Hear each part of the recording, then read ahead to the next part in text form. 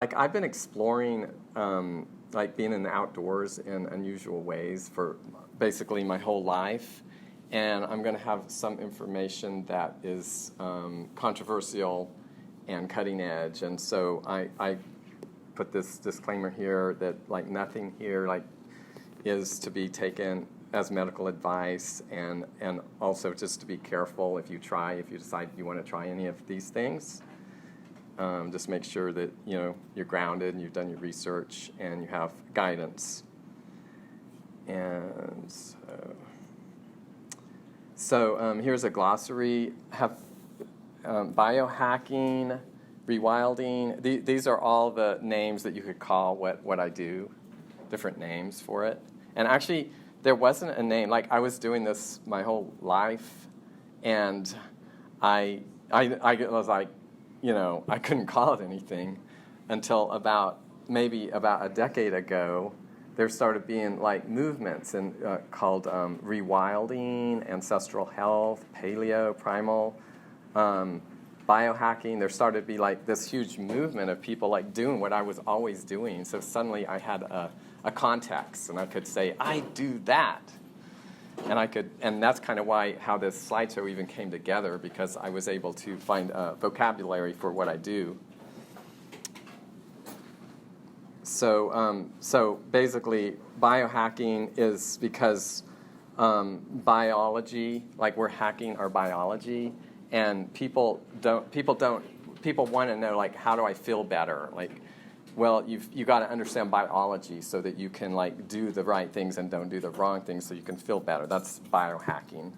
Rewilding is because there's rewilding and ancestral health go hand in hand, because by people having figured out how our ancestors lived, they figured out that we're way off. Like we're way off with our current modern lifestyle.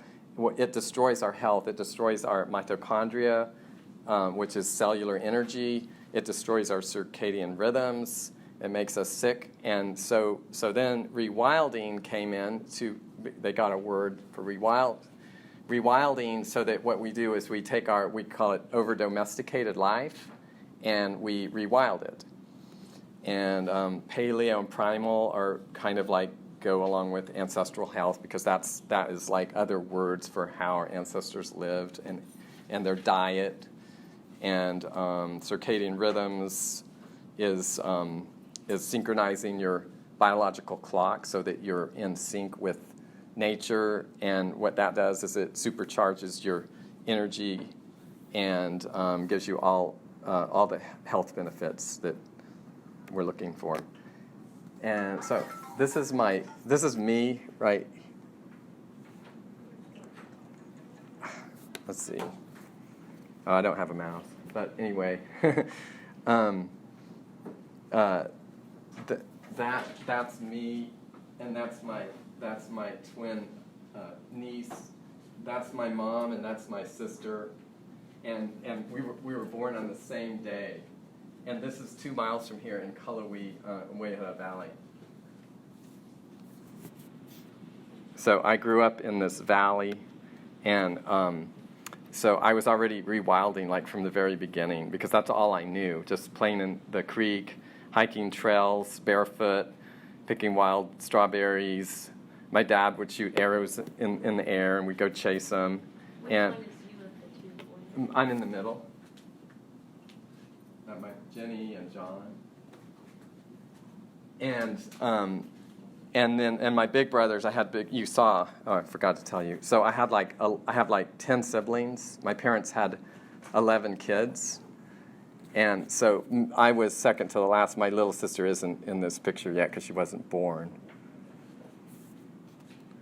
And there she is. So I had all these big brothers to take me fishing and camping and stuff, and so I remembered all these big creeks and boulders and stuff that I left when I was 7 to go to Kansas when he moved there. And then this is Paul Passel, who is the founder of Knowles and Outward Bound and Wilderness Education Association. And I don't know exactly the era of this photo, but I mean, like this is significant because first off, he was my teacher. I was an outdoor recreation major, and I took leadership training from him, and that's kind of like started in this building, and we went around Shining Rock and Netahela National Forest for 6 weeks camping out. So it was my first major like expedition.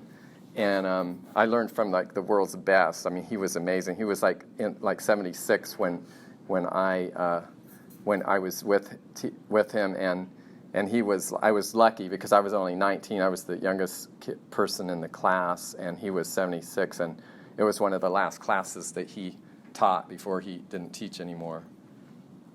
So, but this is also significant because these people. This is before synthetic fabric was out there, and it shows you like a lot of things I'm going to talk about later. What they're wearing. They're wearing wool, and they're wearing for windbreaker stuff. They're wearing like tight woven cotton, and it's just it's a big significant thing about how to enjoy the outdoors that you will find out.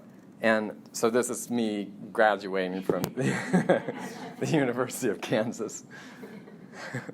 So my first adventure was to bicycle the Blue Ridge Parkway, and from Washington, D.C. all the way back down to here.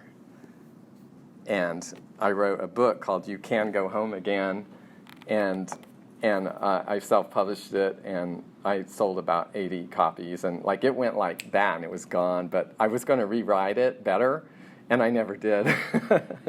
So, because things kept happening, and I couldn't like write it. So my dad taught in this very building. He was a chemistry professor for like 15 years, and he was also, this is crazy because I didn't realize at the time, of course, but he was a health food nut, and my mom and some of my siblings told me like these things he did, and I mean I grew up like he did veggie juice, and he was trying to like get his health and like live forever, and you know that was like a big part of his interest in chemistry actually, and he made a lot of his lifestyle choices based on what he found out in his studies. But he didn't have what we have now. There was so many new things that they discovered after he died. If he knew them, he might still be alive. So how I discovered organic camping, I was a lifelong adventure fanatic, and I did biking, backpacking, trail running, and then after I graduated, like I started a magazine called Kokopelli Notes, Walking and Biking for a Greener Planet. So I had 4 years of like really like interviewing people in the field, like doing amazing things, cutting edge gear and adventures, and so I learned a lot of what I did, of what I'm gonna. I mean that kind of got me going in this direction, and then I developed health issues, and I had adrenal fatigue, multiple chemical sensitivities, hypothyroidism. I was just like going downhill. I thought I just was old. I was only 38, and I thought, this is it, you know, because 38 and I feel like crap, and like, you know, I didn't know what was going to happen. But what happened was I finally, after searching and searching and searching, I finally found something that actually worked, and it was the Paleo diet and Rewilding. But I couldn't use my camping gear. I had to stop backpacking because I was chemically sensitive, and I was smelling all the smells coming off of my tent and my sleeping bag and gear. And so I couldn't go camping, so I just didn't do it for a while. And here is an article from Kokopelli Notes that's showing paleo ethnic research that I was doing about the ergonomics of carrying stuff on your body, and I like went and stuff before the internet was around. You couldn't look up stuff on Google, and I was already like basically into ancestral health like 2 decades before they had a word for it. So here's a pretty cool article. You can actually go read it sometime because there'll be a link. And then, let's see. So what is ancestral health and rewilding? So we eat our environment, the air, the sun, the water, the food, all of this stuff, the Earth's magnetic field, all of that stuff, we're actually eating it. And it adds photons and electrons to our mammalian battery. So that's biology. That's kind of quantum biology. Our bodies are actually a battery, and they collect electrons. And the more electrons you have, they call it. There's a word called redox potential, and it can be measured. And you want the best redox potential that you can get. And we absorb things. I said that. Oh, the Schumanns resonance is the Earth's electromagnetic field, which is 7.83 hertz. And that is super important to everything about our health, because if we get unyoked from that, if our body isn't like tuning into that frequency, we get sick. And we get what we call Neolithic disease, which is modern diseases. So modern life has taken away this stuff out of our environment. We're living away from all these amazing rejuvenative things. And so that's why backpacking is so amazing and hiking, because we're like, it's our chance to like get it, like what most people don't even have a chance of having a taste of what it's like to be in wild nature. So because we've unyoked ourselves from the circadian biology, so that means that our circadian clock is not synchronized. So we're not synchronized with the Schumanns field and with the day and night cycles, and all of that stuff throws our chemistry off. So when we're hiking, we recharge our battery, and like people say like, oh, I gotta recharge my battery, and like it's like a joke, or whatever. They don't think it's serious, but it's actually true. We are a battery, and so when we're hiking, the temperatures, like when we're in our house modern environment, we always have the temperatures like between whatever 70, a very narrow range, and when it gets like when the first like summer kind of warm air comes, people turn the air conditioner on, and when the first little cool air comes, you turn your heater on, turn off the air conditioner, and so our body actually doesn't have a chance to learn how to adapt to temperature changes. And so that's part of nature. That's part of yoking ourselves to nature. And we also, I already said, we don't yoke ourselves to the Schumanns frequency, and grounding. So grounding and earthing and barefoot walking, all of those things, like they used to be like kind of like hippie stuff, like hippies went barefoot. Like later they found out like it's completely science. It's like nothing but science. And intuitively people were drawn to doing that. And that's why, because it's very important that's what yokes us to the Schumanns frequency. If we stay away from the Earth for very long, we're not like synchronized with the Schumanns frequency. And we also don't have a lot of natural primal movement, because we don't need to. We have everything like our furniture and everything puts everything so we don't have to hardly move at all. We don't go down to the floor. We kind of stay in just a few limited positions most of the time, mostly sitting. And that's another thing that's actually important. It's in our DNA. There's a whole book called Move Your DNA. That's all the science behind why we need to move in all this huge range of different positions. And then food that ties us to our environment, matching the latitude and the climate of the season. So if we eat food that's grown in the tropics, then our body is like synchronizing to the tropics. But we're not in the tropics, so therefore we have another environmental mismatch. And then also just the like spiritual connection to the land, the animals, the plants, essential to know our place in the web of life. People that haven't been near that, they really are. You can tell they just don't know. It's a whole different thing when you see that, experience that.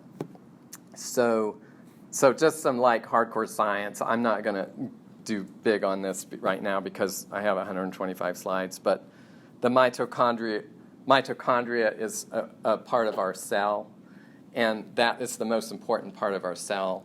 And if you can make your mitochondria happy, then that is the basis of health. So everything that we go out in nature and we synchronize all these things, that everything is the ultimate goal is to make your mitochondria happy. And when your mitochondria are happy, they actually multiply, and you end up having more of them. And the more of them you have, the more power you have. That actually increases earlier I talked about the redox potential. It increases the redox potential. So, and then it also affects your sleep patterns at night, and your hormones like melatonin that help you sleep. And also, if your mitochondria are happy, if you've given them everything they needed and you haven't stressed them out, then they also burn fat very efficiently and at night when you're sleeping. And sickness is not endogenous. That means it's not like we get sick because there's something wrong with our body. It's exogenous. It is an environmental mismatch. That is the basis behind ancestral health.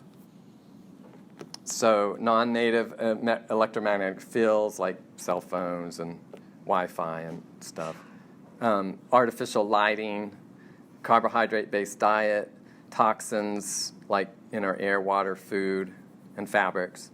So if you could summarize, like, so I live in a house, and I have lights, and I live a normal life, right? And I go outdoors, I walk my dog and everything. So how can I go to have an environmental match without going and living on the land in a tent, which I don't want to do? That's what my whole that's a whole nother class about how to change your home environment to make it work. But basically, you mitigate your electromagnetic field, and you don't use artificial light. You mitigate your artificial light, and you fix your water, like you're going to talk about, and you fix your diet, and you get out and expose your body to the cold and the heat. So you can do it, and everyone does do that. We have to do that. That's the only way. We have to live in a modern world, but it's super doable to we call it biohack your lifestyle. Yeah. So redox, as we age, our redox potential drops. We lose electrons and cellular energy. So you can actually re-youth yourself by getting more electrons back. And also our matter becomes uncondensed, similar to a supernova. So that means that we kind of expand. We're not as dense as we were. And let's see. We can become condensed again and recharge a battery. So I discovered the fountain of youth, nature. And I recovered from the 20-year health problem. And my biological age is measured at 33 years old, and I'm 54. So I sleep like a baby, and I heal injuries like amazing. Like I'll get cut, like repeated, like at least 3 times. I've had like a bad wound, and it healed like super fast. Like I've never seen anything like it. Like a week when I had like about a 3-stitch cut, and that happened 3 times. I think it was just so I could talk to people that it really works. I needed to know, So my eye color changed to clear blue. Energy levels are amazing, and I don't get colds, flus, and things like that. Question. Uh-huh. Were your eyes blue when you were a child? No. So where do you think that comes from? I think I inherited some toxins. You can inherit toxins, toxicity. they were green, so they weren't like way different, but yeah. Yeah. You can't see with these glasses, but they are pretty bright blue. They're pretty blue. Yeah. So when you go out in the snow, say, do you wear a jacket, a coat, or are you Oh, trying to? I do, but I like, instead of trying to like overdress, I kind of try to dress as close to the edge as I feel I want to at that time, you know. And sometimes, I mean, I want to be warm, and it's very variable. Like it's so. That's probably the best way to say it, but it's very variable. Like if you're in a heated house or something, and then you go outside, like you're hot for a long time. But if you're out, if you keep your house really cold, then you're not hot. Like, and then you go out and you know, it's like a different experience than like having to, you know. So what healed me was I stopped exposure to the toxins. And that was great. That was like the first step. But then I found out the next step that really turned me around was the ketogenic diet, nutrient-dense ketogenic diet full of healthy raw fats, proteins, micronutrients, easy to digest, and bioavailable. Exposure to the sun and earth, sleeping outside, cold water, avoiding blue light at night and EMFs as much as possible, stopping endurance exercise and other thyroid inhibitors. So I was like a big biker and trail runner, and I mean I could do it, you know, I was pretty good, but I didn't know it was actually bad for your health. So just because you can do something, and this goes against the grain of our society, you know, like people think if you can do some big physical exertion, that means you're healthy. It doesn't necessarily mean you're healthy. It may, but it may mean that you're running your battery down, which is usually what it means, and that's exactly what I did. And detoxifying heavy metals and industrial pollutants from my body and remineralizing. So there's this word called a mitochondriac. So that's me in the South Toe River in March. And my friend, I asked my friend if she'd like take pictures of me on this bridge as I was coming down the river, and I body surf, like instead of an inner tube, I just like go in and like go down the river. It's not very big. I mean, it's like 3 or 4 feet, and so that's March, and like I don't know if you can see the color, but I'm very red. Yes. And that's good, because when you turn that color, it means your mitochondria are like really kicking in. And this particular thing, it's called cold thermogenesis, and it's a particular biohack method to make supercharge your mitochondria. And so my friend was like, you're going to get hypothermia. I mean, like, I can't do this. And it's like, don't worry. And I'm only going to be in 10 minutes, and I know what I'm doing. And so she took these pictures, and I have a whole slideshow of the whole progression. I call it the Patrick Clark Expedition.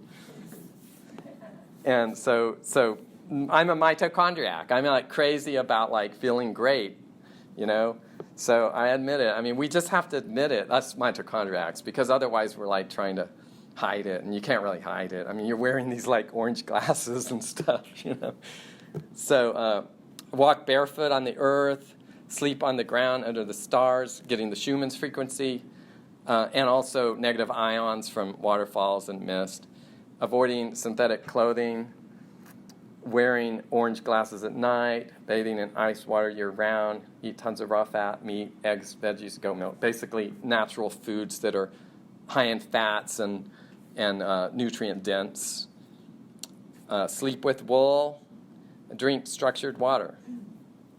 What's the wool about? The wool is like 1/3 of this whole slideshow is going to be about that. So why don't we we'll get to that in a minute. Is that raw meat you eat? I do eat some raw meat, but it doesn't have to be raw. It's just like raw meat is better, but it's like you can cook it. Some people do both, you know.